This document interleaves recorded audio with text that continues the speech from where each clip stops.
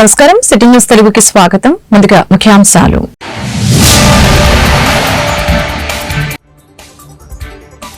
రాష్ట్రంలో 64 లక్షల మందికి పెన్షన్లు. అణగారిన వర్గాలకు అండగా ఉండటమే ప్రభుత్వ లక్ష్యం. పెన్షన్ల పంపిణీలో సీఎం చంద్రబాబు ప్రకటన.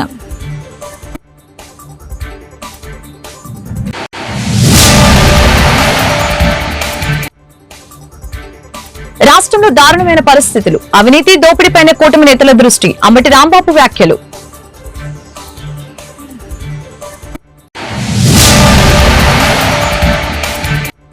ఘనంగా కేఎల్ యూనివర్సిటీ స్నాతకోత్సవం. కోర్సులు పూర్తి చేసిన వారికి డిగ్రీ పట్టాలు పంపిణీ.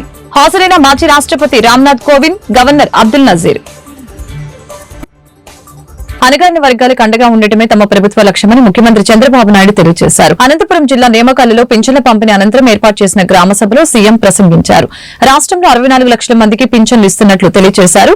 అలాగే దేశంలో పింఛన్ ఎక్కువగా ఇచ్చే రాష్ట్రం మనదేనని అన్నారు. పింఛన్లు ఏప్రిల్ నుంచి ఇచ్చాం. పింఛన్ 3 నెలలకు ఒకసారి తీసుకునే సౌకర్యం కల్పించాం. లబ్దిదారుల్లో కూలీలు, కార్మికులు ఉన్నారని ఇలా ఏర్పాటు చేసినట్లు తెలిపారు. హందరి నీవాపై 4,500 కోట్లు ఖర్చు చేశాం. రాయలసీమలోని ప్రాజెక్టులకి 12,500 కోట్లు ఖర్చు పెట్టాం.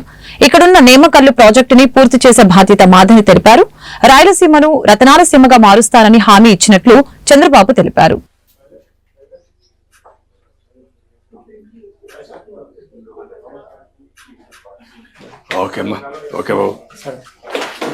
ఏదో పని చేయాలా మీరు? గమ్మునుంటే ఎట్లా? లైఫ్ లో జీవితాలు సెటిల్ కావాలి కదా. ఈ రోజు అనంతపురం జిల్లాలో 2,84,069 మందికి పింఛన్లు వస్తున్నాయి. బొమ్మన్హల్లో 6,449 మందికి 2,82,00,000 ఇస్తున్నాం. నెమకల్గా మరో 306 మందికి 13,85,000 నెలకు పింఛన్లు ఇచ్చే పరిస్థితి తీసుకొచ్చాం. ఇలాంటి కార్యక్రమాలు చేసి ఎక్కడికక్కడ మీరు ఒక్కసారి చూస్తే ఎక్కడా దేశంలో మరిగి ఇవ్వడం లేదు. దగ్గర 4,000, 6,000, 10,000, 15,000 రూపాయలు వాళ్ళకుండే సమస్యను బట్టి పేదవాళ్లకు సహాయం చేసే ప్రభుత్వం ఈ ఎన్డీఏ ప్రభుత్వం అని చెప్పి కూడా నేను మీకు తెలియజేస్తున్నా. మీరు ఇక్కడ ఉన్నారు. పక్క రాష్ట్రం కొద్దిగా బార్డర్కి వెళ్తే కర్ణాటక వస్తుంది. మీరందరూ కూడా కన్నడలోనే మాట్లాడుతున్నారు. ఈరోజు మీరు ఒక్కసారి చూసినప్పుడు కర్ణాటకలో 1,200 ఇస్తారు. నేను ఇచ్చేది 4,000 రూపాయలు ప్రారంభమే. పక్కన బార్డర్ దాటితే 1,200. మీకు ఈ వ్యత్యాసం కనపడతా ఉందా లేదా అని మిమ్మల్ని అడుగుతున్నా. ఈరోజు కేరళలో 1,600, ఒరిస్సాలో 700, తెలంగాణలో 2,016, మధ్యప్రదేశ్, ఉత్తరప్రదేశ్లో, వెస్ట్ బెంగాల్లో 1,000 రూపాయలే.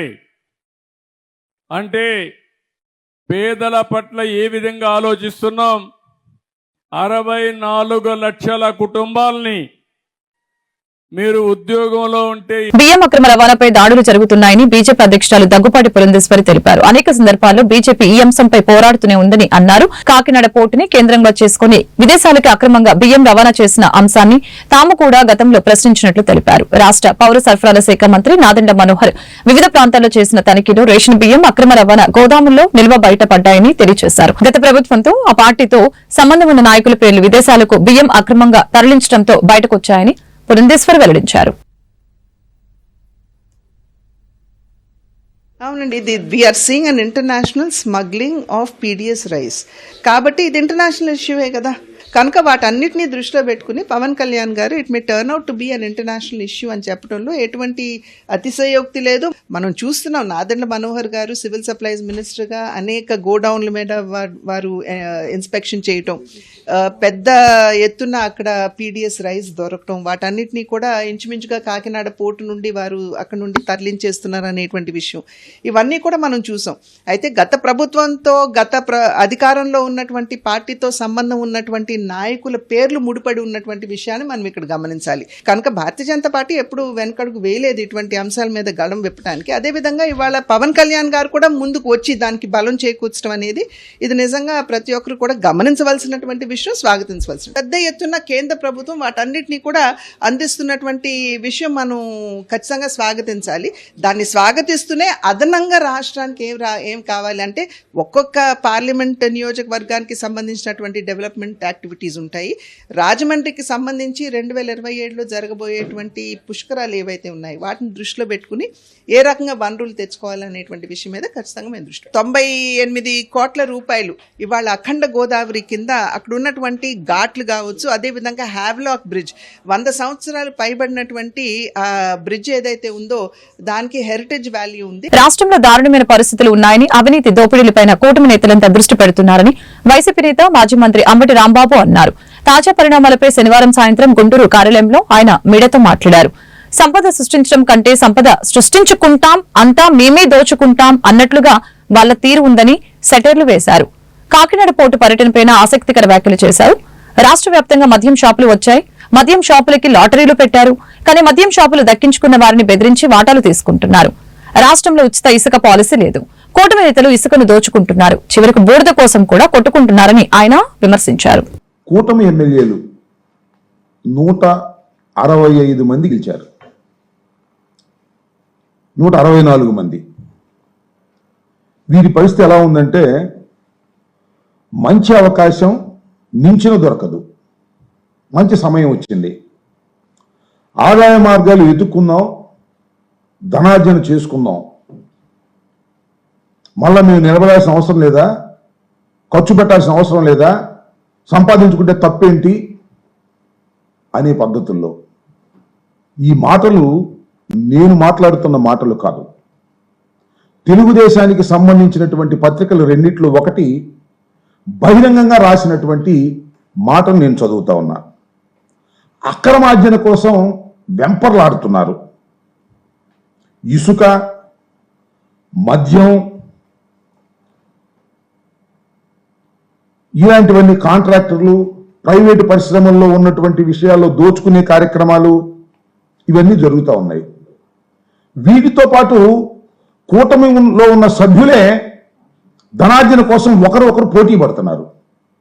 కొన్ని చోట్ల తన్నుకుంటున్నారు, కొన్ని చోట్ల బజారుకు వచ్చి కుస్తీలు పడుతుంటే పోలీసులు వెళ్ళి సర్దుతున్నారు. సాక్షాత్తు చంద్రబాబు నాయుడు గారే పంచాయతీలు పెడుతున్నాడు. ఇది ఇవాళ రాష్ట్రంలో ఉన్నటువంటి పరిస్థితి. వాటాల కోసం తాపత్రయపడిపోతున్నారు. మొత్తం ఆల్మోస్ట్ ఆల్ ఎవరో కొద్దిమంది తప్ప శాసనసభ్యుల్లో ఒక 10%, 11% లేదా 15% మినహా రాష్ట్రంలో కూటమిలో ఉన్నటువంటి అందరూ శాసనసభ్యులు తమ ఆదాయ మార్గాల కోసం ఎదుక్కునేటటువంటి కార్యక్రమంలో చేస్తున్నారు. మీరు చూశారు, మద్యం పాలసీ మార్చేశారు చంద్రబాబు నాయుడు గారు. అద్భుతమైన పాలసీ తీసుకొచ్చాను, నాణ్యమైన మద్యం అతి చౌకగా ఇస్తాను, దళారులు ఉండరు అని చెప్పినటువంటి చంద్రబాబు నాయుడు గారు ఇవాళ మద్యం పాలసీలో ఏం జరిగిందో నేను మీకు ప్రత్యేకంగా చెప్పాల్సిన అవసరం లేదు, చాలా స్పష్టంగా అర్థమవుతా ఉంది. లాటరీని పెట్టారు ముందు, లాటరీలో ఎవరైనా వేస్తే వాళ్ళ సంగతి తెలుస్తామన్నాడు.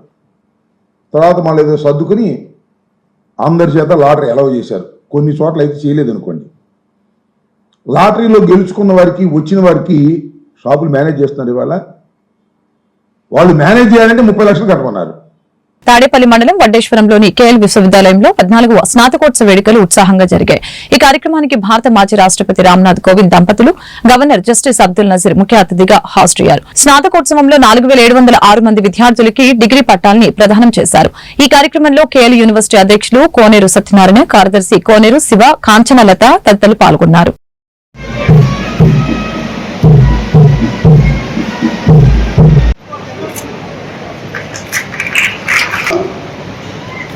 Master of Computer of 9.79. Degrees in person. And those candidates who have taken the degrees in advance and those Mandala Chiranjeevi Vikas, Bachelor of Law, CGPA 9.48.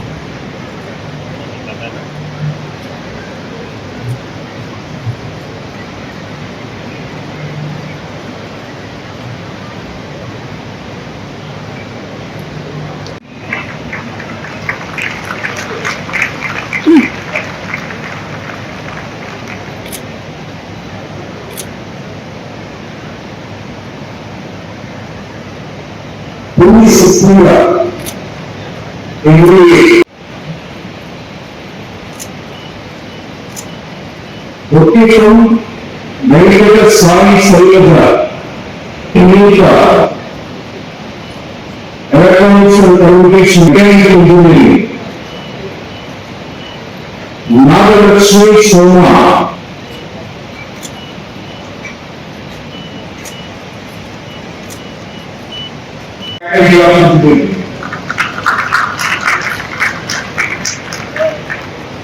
Muhammad Nazrul Nisa, Electronics and Communication Engineering, Electronics and Communication Engineering.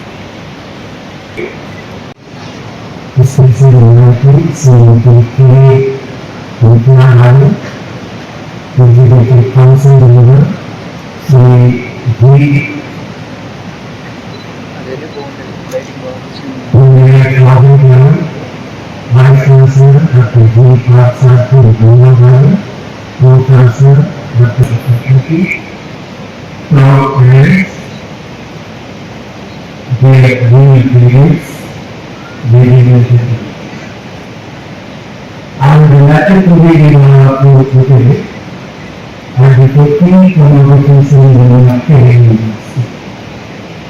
I'm happy to see your energetic, bright minds, bubbling with passion, with dreams to create. KL university 14th convocation conduct చేయడం జరిగింది. దీంట్లో almost 4,320 మందికి degrees award చేయడం జరిగింది. దీంట్లో 165 మందికి పిహెచ్డీసు, అలాగే 320 మెంబర్స్కి ఎంటెక్ డిగ్రీసు, అలాగే మిగతా వాళ్ళకి under grad, MBA, BBA, BCA, MCA, అలాగే అగ్రికల్చరు, బీబీఏ డిగ్రీసు ఇవన్నీ కూడా ఇవ్వడం జరిగింది. ఈ కాన్వకేషన్కి ముఖ్య అతిథులుగా ఫార్మర్ ప్రెసిడెంట్ రామ్నాథ్ కోవింద్ గారు, అలాగే మన ఏపీ స్టేట్ గవర్నమెంట్ గవర్నర్ అయిన అబ్దుల్ నజీర్ గారు రావడం జరిగింది. ఈ కాన్వకేషన్ని సక్సెస్ఫుల్గా జరుపుతూ అందరికీ కూడా డిగ్రీస్ అవార్డ్ చేయడం జరిగింది. సో వీళ్ళందరూ కూడా మా యూనివర్సిటీ కాన్సెప్ట్ ఏంటంటే 100% ప్లేస్మెంట్ అనే కాన్సెప్ట్ తోటి ముందుకు రావడం, ఎలిజిబుల్ అండ్ రిజిస్టర్డ్ స్టూడెంట్స్కి 100% ప్లేస్మెంట్ ఇవ్వడం అనేది మా కాన్సెప్ట్. వీళ్ళందరూ బెస్ట్ కెరియర్స్. ఈఎఫ్ యూనివర్సిటీ 14వ స్నాతకోత్సవాన్ని చాలా అద్భుతంగా సెలబ్రేట్ చేసుకుంది. దీనికి ముఖ్య అతిథిగా ఫార్మర్ ప్రెసిడెంట్ శ్రీ రామ్నాథ్ కోవింద్ గారు వచ్చారు. అదేవిధంగా గెస్ట్ ఆఫ్ ఆనర్ కింద హిజ్ ఎక్సలెన్సీ గవర్నర్ గారు ఆంధ్రప్రదేశ్ శ్రీ అబ్దుల్ నజీర్ జీ గారు వచ్చారు. ఈ స్నాతకోత్సవంలో సుమారు 4,700 మందికి పైగా డిగ్రీ కంప్లీట్ చేసిన విద్యార్థులు, యూజీ కావచ్చు, పీజీ కావచ్చు, పిహెచ్డి కావచ్చు, వాటిలో కంప్లీట్ చేసుకున్న విద్యార్థులకి ఈరోజు వాళ్ళ డిగ్రీని ప్రజెంట్ చేయడం జరుగుతోంది. Vijayawada farm house training centre irrigation compound లో డిస్ట్రిక్ట్ రివ్యూ కమిటీ మీటింగ్ జరిగింది. సమావేశానికి వైద్య ఆరోగ్య శాఖ మంత్రి సత్యకుమార్ యాదవ్, విజయవాడ పార్లమెంటు సభ్యులు కేశినేని చిన్ను, తూర్పు నియోజకవర్గ MLA Gadde Rammohan, collector G Lakshmisha, NTR జిల్లా ఉన్నతాధికారులు పాల్గొన్నారు. ఈ సందర్భంగా మంత్రి సత్యకుమార్ యాదవ్, ఎంపీ కేశినేని చిన్ని, ఎమ్మెల్యే గద్దె రామ్మోహన్ మీడియాతో మాట్లాడారు.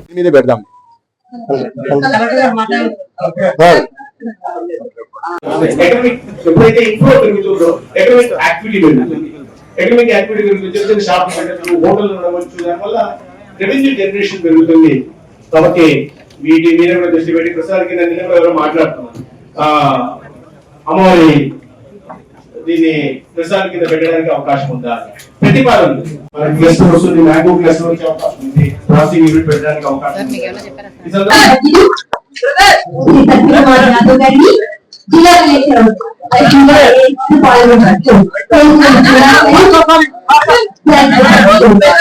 ఇవాళ ఎన్టీఆర్ జిల్లా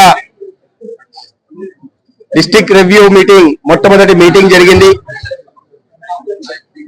అనేక విషయాల మీద గౌరవ పార్లమెంట్ సభ్యులు, గౌరవ శాసనసభ్యులు, శాసన మండలి సభ్యులు ఈ సమావేశాల్లో ప్రజలకు సంబంధించిన సమస్యలపైన ప్రస్తావించడం, అనేక విభాగాలకు సంబంధించిన సమస్యలను ప్రస్తావించడం, వాటిని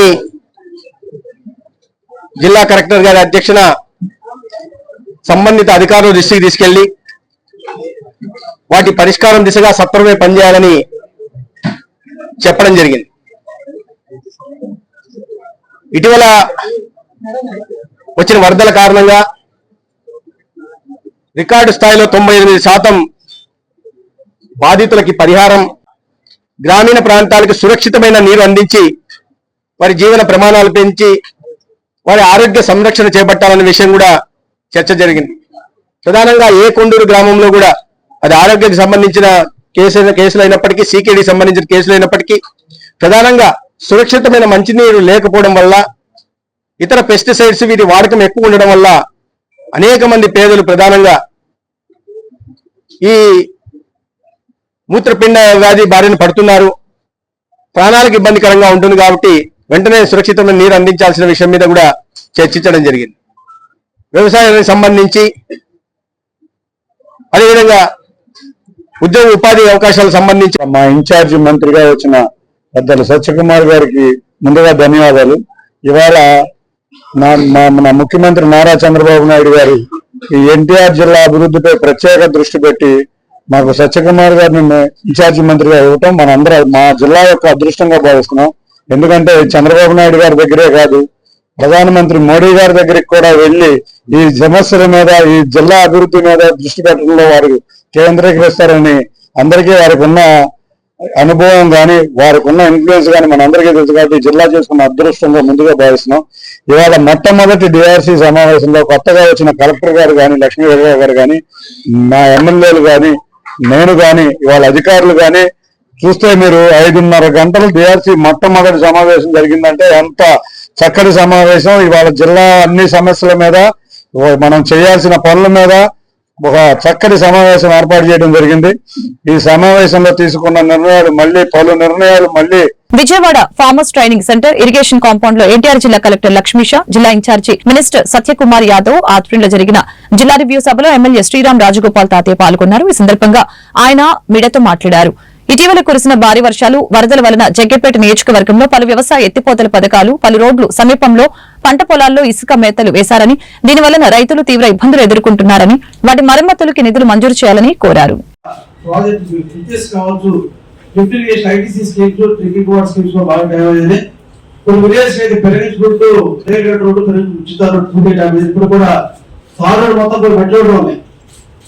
లిఫ్టింగ్ స్కీమ్, బ్యాంక్ స్కీమ్ పూర్తిగా డ్యామేజ్ అయింది. దాని కొద్ది పరిస్థితి వ్యవసాయదారు ఇబ్బంది పోతుంది చెప్పడానికి కూడా అవ్వలేదు. మేము మళ్ళీ ఒకసారి రిప్యుటేషన్ మొత్తం తయారు చేసాం. డ్రింకింగ్ వాటర్ స్కీమ్స్ కావచ్చు, లిఫ్ట్ స్కీమ్స్ కావచ్చు, అదే దగ్గర మున్సిపాలిటీలో కూడా డ్రింకింగ్ వాటర్ స్కీమ్ కూడా పూర్తిగా పాలేరు ఉంటుంది. పాలేరు అదే ముందే ఉంటున్నటువంటి పొలాలు డ్యామేజ్ అయినాయి. ఇసుక మ్యాటరీస్ కొన్ని కోత గురి చాలా ఉన్నాయి. ఇవి కూడా పూర్తిగా మీకు రిప్యుటేషన్ ఇస్తామని పూర్తిగా నిధులు ఏర్పాటు చేసి ఏదైతే డ్యామేజ్ వ్యవసాయదారులు అనుకోకూడదు. ఇంకొక చిన్న అంశం మర్చిపోయి కృష్ణా జిల్లా Gudivada traffic inspector GV Prasadarao ఆధ్వర్యంలో 1 టౌన్ స్టేషన్ నుంచి రైతు బజార్, మార్కెట్ సెంటర్, నెహ్రూ చౌక్ వరకు తోపుడు బండ్ల వ్యాపారులు మరియు కమర్షియల్ దుకాణదారులు రోడ్లపై వాహనాలు క్రమబద్దీకరణతో పెట్టకుండా ఇష్టానుసారంగా పెట్టడం వలన తీవ్ర అసౌకర్యం ఏర్పడుతుందని, రవాణా వాహనాలు ప్రజా రాకపోకలకి ట్రాఫిక్ కి ఇబ్బందులు కలుగుతున్నాయంటూ ట్రాఫిక్ క్రమబద్దీకరణలో భాగంగా ఈరోజు ప్రత్యేక డ్రైవ్ ని నిర్వహించడం జరిగింది. ఈ విధంగా పచ్చదనం పరిశుభ్రతలో భాగంగా మార్నింగ్ వాక్ లో ఎమ్మెల్యే వెనికండ్ల రాము ప్రత్యేక చొరవ తీసుకుని వ్యాపారులకి అనేక సూచనలు చేశారు. అలాగనే ఈ విధంగా వారి ప్రత్యేక చొరవకి వ్యాపారస్తులు సహకరించాలని ట్రాఫిక్ ఎస్ఐ ప్రసాదరావు కోరారు.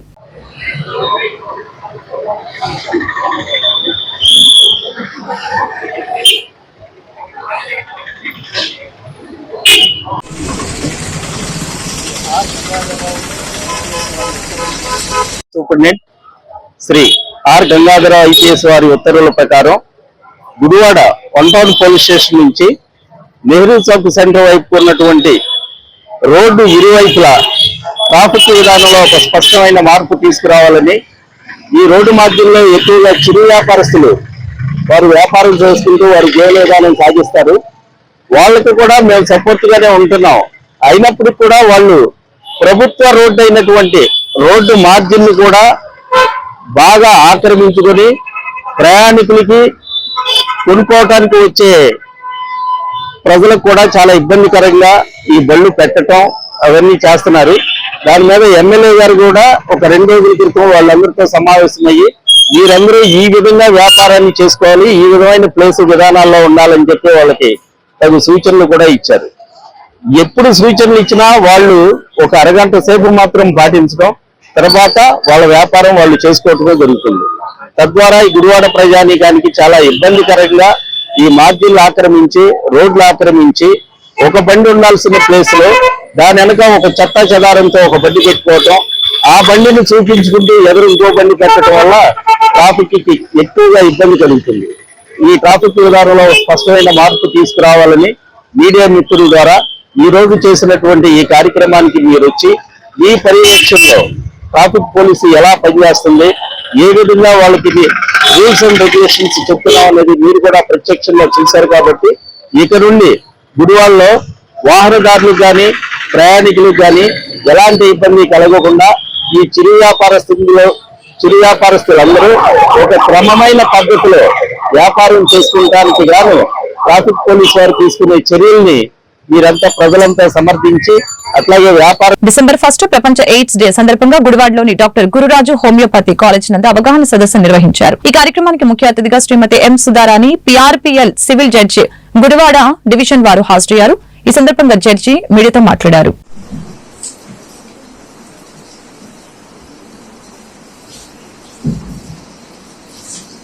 Now I request final year student to offer a praise song. We all stand up like that only.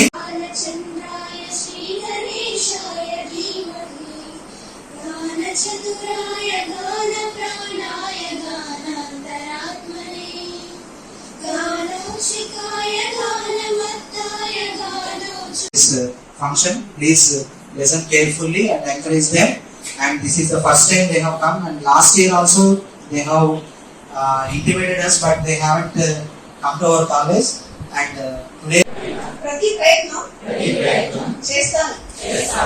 నా కుటుంబం నా ఇరుగు పొరుగు ప్రాంతాలలో లేదా సమాజంలో ఏ ఆడపిల్లకు బాల్య వివాహాలు Our HIV1 and HIV2, the viruses are there, which are the virology department all of you know that HIV1 and HIV2 is being వివాహాలకు వ్యతిరేకంగా సాధ్యమైన ప్రతి ప్రయత్నం చేస్తాను. నా కుటుంబం నా ఇరుగు పొరుగు ప్రాంతాలలో లేదా సమాజంలో ఏ ఆడపిల్లకు బాల్య వివాహాలు జరగకుండా ఖచ్చితంగా చూస్తాను. బాల్య వివాహాలకు సంబంధించి ఎలాంటి ప్రయత్నాన్నైనా నేను గుర్తిస్తే ఆ విషయాన్ని పంచాయతీ మరియు మన రాజ్యాంగంలో అందరికీ సమాన ఆర్థిక రాజకీయ న్యాయ అన్ని అవకాశాలు ఉండాలి కదా అని ఉంది కదా, అది ఇంప్లిమెంట్ చేయడం కోసమే న్యాయ సేవాధికార సంస్థ అనేది 1987 లో ఒక చట్టం ఒకటి ఏర్పాటైంది. ఆ చట్ట ప్రకారం న్యాయం అవసరమయ్యి అందుబాటులో లేని వాళ్ళకి ఉచితంగా న్యాయ సేవ న్యాయ సలహాలు ఇవ్వబడతాయి. అందులో ఒక కార్యాచరణ చాలా రూపొందించారు. దాని ప్రకారం ఇలా ఒక చట్టం ఉంది, దానిలో ఇలాంటి ఫెసిలిటీస్ ఉన్నాయి అని అందరికీ తెలియాలి కదా. ఆ తెలియడం కోసమే అందులో లేబర్ రెస్ట్రెయింట్ గురించి, అలాగే యాంటీ ర్యాగింగ్, డ్రగ్ అబ్యూజ్ చట్టాల గురించి అవగాహన కల్పించడం జరిగింది. అలాగే న్యాయ సేవాధికార సంస్థల సహాయం తీసుకోవడానికి తరపున ఎవరెవరు అర్హులు అనే దాని గురించి కూడా పిల్లలకు అవగాహన ఇవ్వడం జరిగింది. ఈ అవకాశాన్ని అందరూ కూడా వినియోగించుకుంటారని చెప్పేసి. కృష్ణా జిల్లా నందివాడ మండలంలో విద్యుత్ మోటార్ల దొంగల ముఠాని పట్టుకున్న పోలీసులు 3.16 లక్షల విలువ చేసే 34 మోటార్లు, ఒక కారు, బైకు స్వాధీనం చేసుకున్నారు. 4 ముఠా సభ్యుల్ని అరెస్టు చేసినట్లు గుడివాడ రూరల్ సీఐ సోమేశ్వరరావు తెలియజేశారు.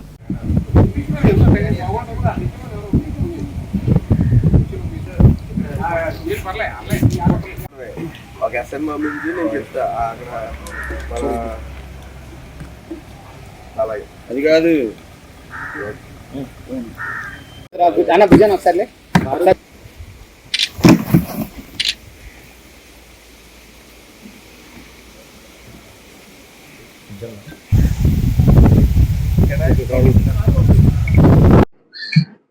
నందివాడ మండలంలో మనకి ఒక 34 మోటార్లు పోయినాయని కంప్లైంట్ రావడం వల్ల ఒక 7 ఎఫ్ఐఆర్లు వేయడం జరిగింది.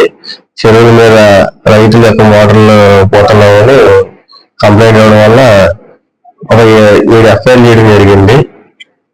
ఈరోజు 30 అప్పటి నుంచి మనం కొద్దిగా మఫ్టీలో టీంలో అయ్యి చెప్పడం వల్ల ఈరోజు 30/11/2024 ఈరోజు పుట్టకొండ విలేజ్ లో ఒక కారు అలాగే బైక్ మీద 3 వ్యక్తులు అనవసరంగా తిరుగుతుంటే పట్టుకోవడం జరిగింది. పట్టుకోవడం జరిగి వాళ్ళ దగ్గర ఎంక్వైరీ చేస్తే వాళ్ళ దగ్గర వాళ్ళు ఇలాగా ఈ దొంగతనం చేసినట్టు ఒప్పుకోవడం జరిగింది. అదే విధంగా ఈ దొంగతనం చేసిన వస్తువులు గుడివాడ చెందిన స్క్రాప్ షాప్ సంబంధించిన అస్పతల అనే వ్యక్తికి వీళ్ళు అమ్మడం చేస్తున్నారని చెప్పడం వల్ల మనం వెంటనే త్వరగతిన అక్కడికి వెళ్ళి ఈ 34 మోటార్లు అలాగే ఒక బ్యాటరీ రికవరీ చేయడం జరిగింది. అలాగే దీంట్లో ఈ 3 వ్యక్తులు వచ్చేసి గంట శ్యామ్ ప్రవీణ్ కుమార్, అలాగే గోడపాటి శశికుమార్, అలాగే దారం రాంబాబు, వీళ్ళు 3 కూడా ఇద్దరు దీంట్లో ఎలక్ట్రీషియన్స్ కింద చేస్తున్నారు. అలాగే ఒక అతను డిగ్రీ అయిపోయి ఉన్నాడు. వీళ్ళు 3 కలిపి ఒక కారు, స్విఫ్ట్ డిజైర్ కారు రెంట్కి తీసుకుని అలాగే వీళ్ళ వద్ద ఉన్న బైక్ తో కలిపి ఈ నేరాలు చేయడం అనేది జరుగుతుంది. ఈ నేరాలు వీళ్ళు ఈ మంత్ 20వ తారీఖు నుంచి స్టార్ట్ చేసి ఇప్పటి వరకు ఈ నేరాలు చేయడం జరిగింది. ఇదే క్రమంలో ఎస్ఐ గారు అలాగే సిబ్బంది అక్కడ ఉన్న నైట్ టైం టీంల కింద ఏర్పాటు చేసుకుని చేయడం వల్ల ఈ దొంగలు దొరికారు. అలాగే రైతులు చెప్పేది విజ్ఞప్తి ఏంటంటే వీళ్ళు రైతులు కృష్ణా జిల్లా గుడివాడలోని అంబేద్కర్ భవన్ లో దళిత క్రైస్తవుల పాస్టర్స్ అసోసియేషన్ మీడియా సమావేశం నిర్వహించారు. దళితుల్లో పుట్టినటువంటి మేము కొంతమంది చర్చిలకు వెళ్లడంతో ఎస్సీ రిజర్వేషన్ ని వర్తించదని, సుప్రీంకోర్టు తీర్పు చాలా బాధాకరంగా ఉందని, తీర్పును పునఃసమీక్షించాలని వారు కోరారు. కార్యక్రమంలో పొంగులేటి జయరాజు, కంచెల సుధాకర్, పాస్టర్స్ అసోసియేషన్ సభ్యులు పాల్గొన్నారు.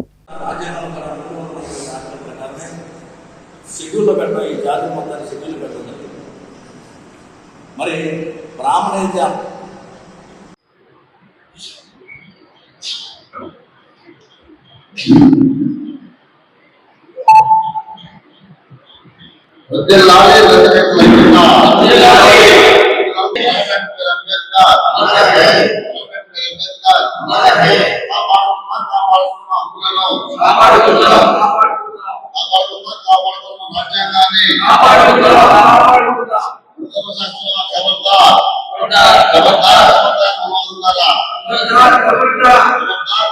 యేసుక్రీస్తు నామములో మీ అందరికీ కూడా శుభాలను తెలియజేస్తున్నామండి. ఈరోజు ప్రత్యేకంగా దళిత సంఘాల నాయకుల ఆధ్వర్యంలో అలాగే క్రైస్తవుల సంఘ నాయకుల ఆధ్వర్యంలో మేమందరం కూడా ఇక్కడ రౌండ్ టేబుల్ సమావేశాన్ని నిర్వహించడం జరిగింది. దీనికి అధ్యక్షత వహిస్తూ కంచర్ల సుధాకర్ అన్న అలాగే పొంగులేటి జయరాజ్ గారు వారు ముందుకొచ్చారు. అలాగే ఇక్కడ అనేకమైన దళిత సంఘాల నాయకులు అందరూ కూడా ఇక్కడ చేరడం జరిగినది.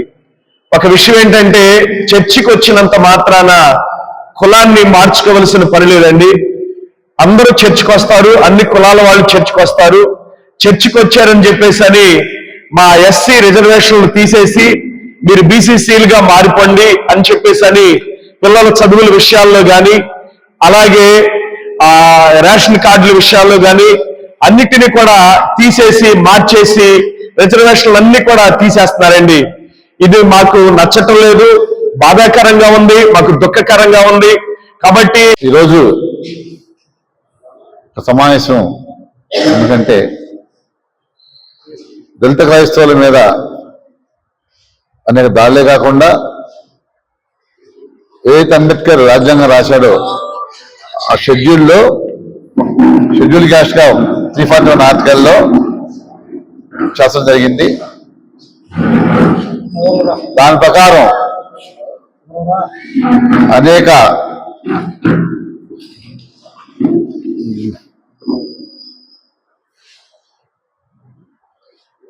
బిఆర్ అంబేద్కర్ ఆ ప్రకారం రాజ్యాంగంలో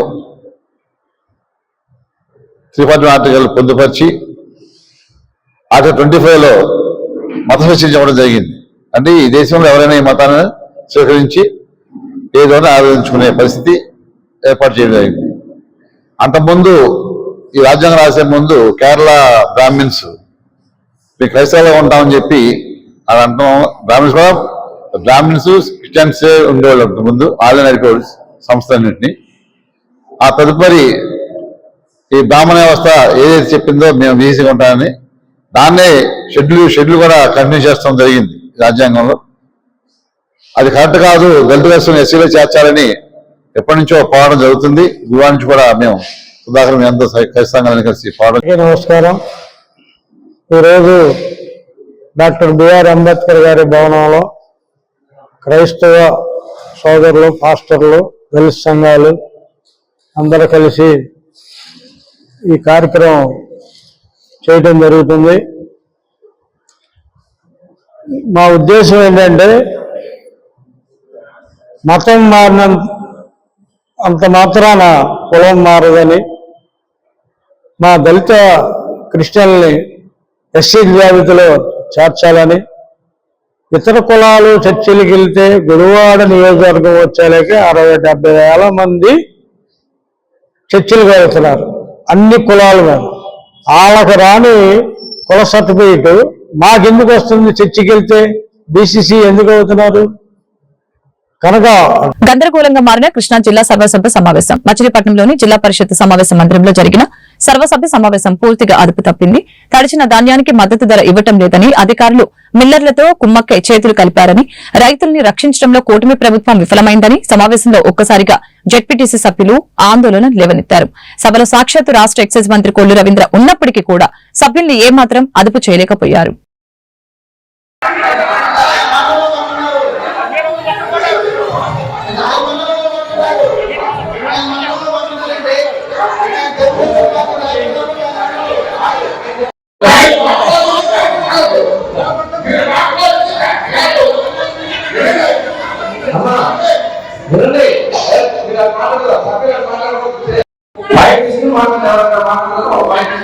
అందరికీ మైకులు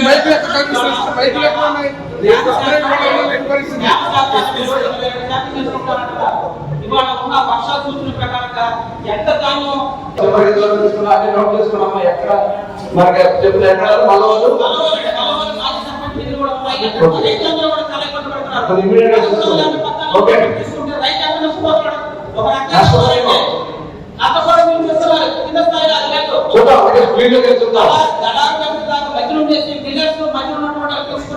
ఎవరు కూడా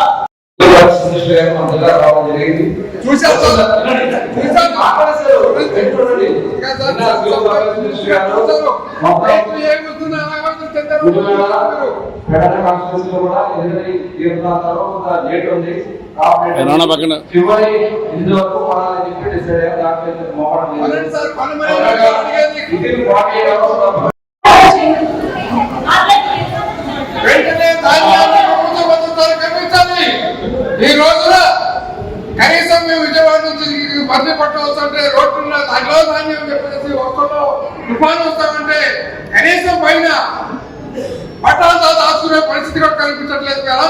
ఎందాక మా కృష్ణా జిల్లా కలెక్టర్ గారు, ఎన్టీఆర్ జిల్లా కలెక్టర్ గారు వచ్చారు. జడ్పీ మీటింగ్ వచ్చాం. ఒక గౌరవంగా ఉన్నాడు.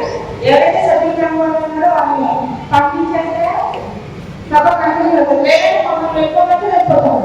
ఇబ్బంది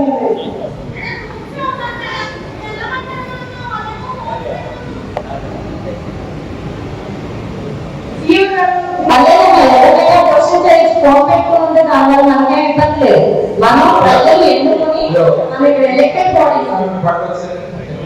వార్తను ముగించే ముందు ముఖ్యాంశాలు మరొకసారి.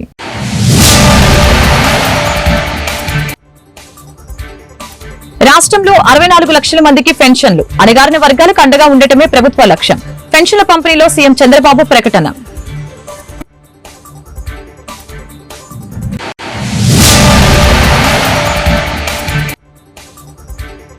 రాష్ట్రంలో దారుణమైన పరిస్థితులు, అవినీతి దోపిడీపైన కూటమి నేతల దృష్టి. అంబటి రాంబాబు వ్యాఖ్యలు.